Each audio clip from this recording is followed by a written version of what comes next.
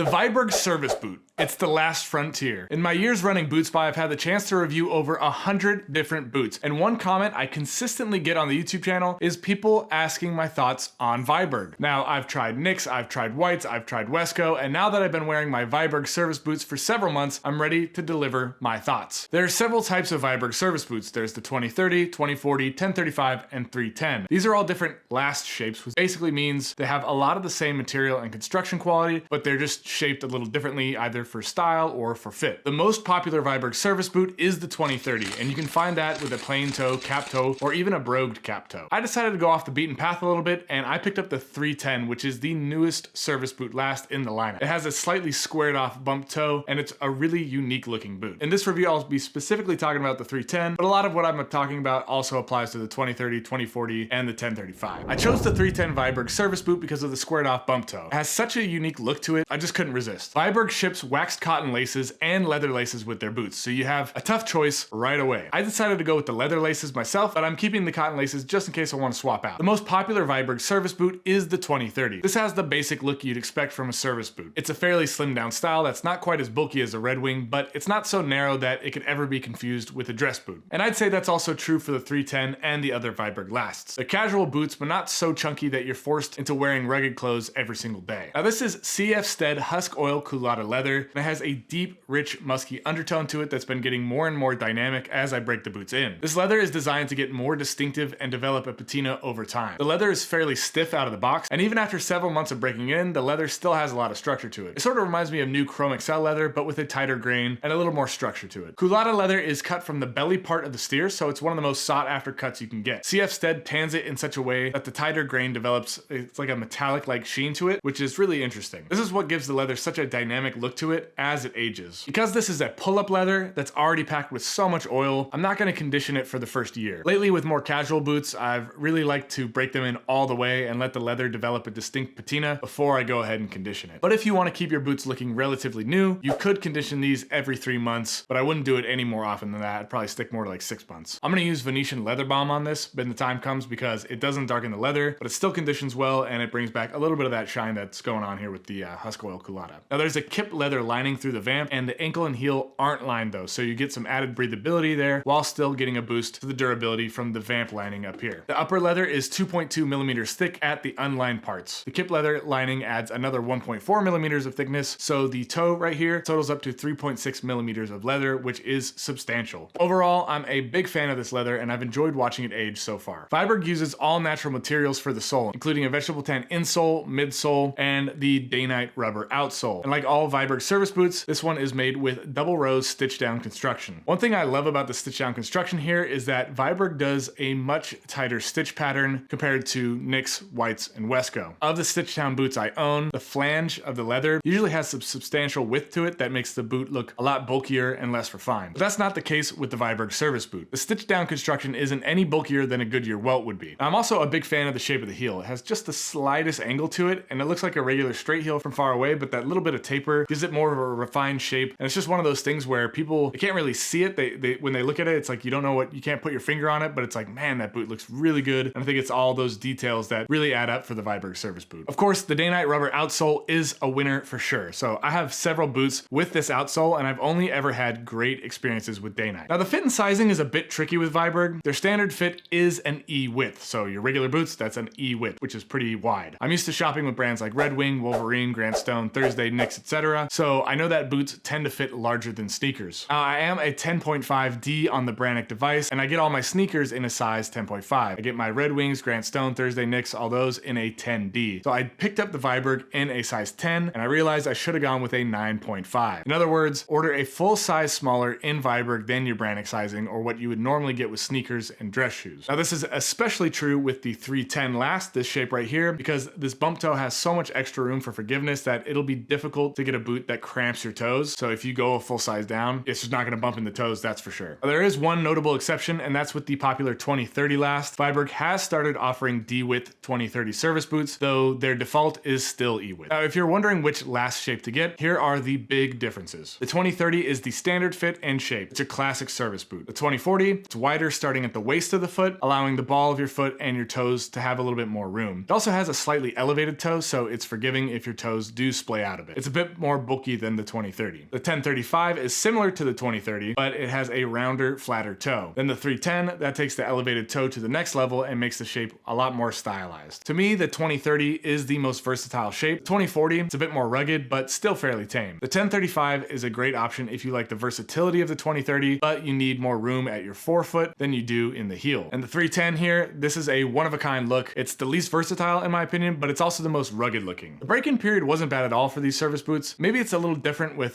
different types of leathers besides the husk oil culotta, but besides a little bit of that leather stiffness out of the box, I didn't experience any major discomfort at all while breaking these in. Now, it probably will take you a few weeks of wearing to truly break them in. After all, it does have a leather midsole and insole and 3.6 millimeters of leather through the vamp, so they don't feel like sneakers or anything like that, but they're definitely not like breaking in a pair of Knicks. I just wore my favorite thick wool socks and made sure not to go on any long walks with these during the first 2 weeks, and they feel great. The Grantstone Diesel is a worthwhile alternative to the Viberg Service Boot. While the Grantstone Diesel isn't as well made as the Viberg Service Boot and the materials aren't as rare and high end, the Diesel gets you pretty close to the top end of boot quality in terms of construction and materials. And the big benefit is that it costs about half as much as the Viberg. Now that I have both, I do wear my Vibergs more often, though if I had neither and I was looking to get the best value for my money, and I'm talking about like fantastic quality for a relatively low price, I would probably still pick the Grantstone Diesel. I've never seen a boot that didn't have at least one tiny flaw. This Viberg is the first. Their QC process is the best of any brand I've ever bought from. The CF Stead culotta leather has a beautiful, rich undertone to it that picks up a dynamic patina you can't find from more common leathers. These feel like tanks in terms of durability and construction, but they're not heavy and clunky like Knicks or Whites. I really wish there was an option to have speed hooks added. I think for the cost of these boots, the ability to add 2 speed hooks instead of all the eyelets, that would be really nice. So here's my verdict. You know, the 80-20 rule basically says that 20% of the efforts produce 80% of the results. Well, I think if you want an exceptionally made boot, you can shop with a brand like Grantstone or even Truman. Viberg boots are built better and with higher quality materials throughout. But here's how I kind of think about it in my mind, and maybe this will make sense to you too. The difference between a Grantstone and a cheap mall boot like a Carhartt is so vast, it's almost like they're not even the same product. It's not even like the same thing. And the price difference between those is about $300. It's a huge jump, no doubt. But then if you go from that and you jump up another $300 from Grantstone, you get to Viberg. Yes, the Viberg Service Boot is better. It's the finest, most meticulously constructed boot I've ever personally worn. But brands like Grantstone and even Truman, they get you pretty close to the top end of construction and material quality, and they do so at a way lower price. You might be willing to throw down and get the best of the best, and by that I mean like spend 80% more to get 10% better quality. I don't blame you at all, and I did it myself, and I'm still really happy about it. But I just wanted to shoot straight with you and let you know exactly how I think about this boot. So if you want the best of the best, the Viberg Service Boot is my top recommendation. But if you want to get really close to the top end of construction,